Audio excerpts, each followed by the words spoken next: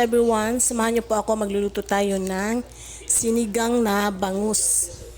Madali lang naman po itong lutuin mga ka-grandma at a simple recipe, lutong bahay, lutong grandma.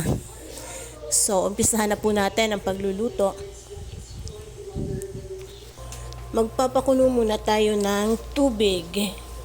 Ganito po ako magsigang ng isda. Inuuna ko po magpakulo ng tubig. And then, kapag po kumulo ng tubig, ilalagay natin ang kamatis, sibuyas, and isunod na rin po natin yung isda.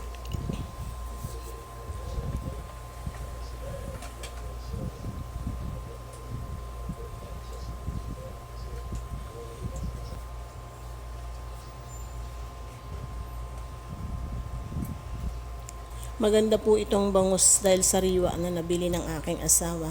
And then ilagay na po natin isabay na po natin yung okra at saka talong. Sabay na natin sa pagpapaluto ng bangus. And then maglagay po tayo ng salt to taste.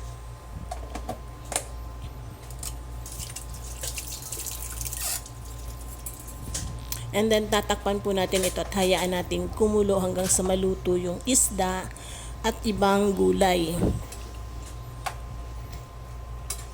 Pasensya na po sa aking boses dahil medyo ngungu po ako. Ako po ay may sipon. Grabe po ang sipon ng aking ilong. So ayan, tinakpan po natin. And this time po kumulo na. Ilagay naman po natin yung calamansi juice.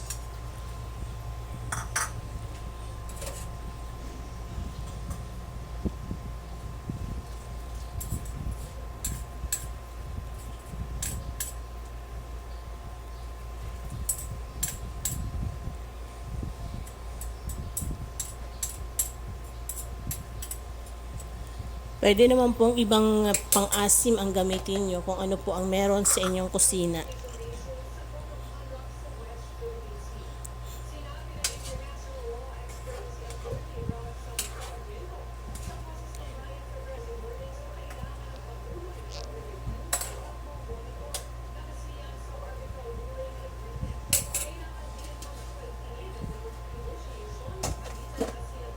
And ilagay na rin po natin ang talbos ng kamote.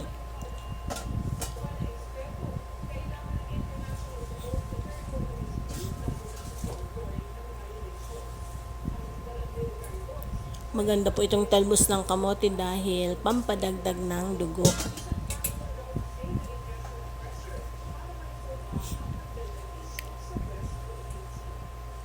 And then pagkatapos mo nito tatakpan ulit natin, hayaan natin kumulo ng mga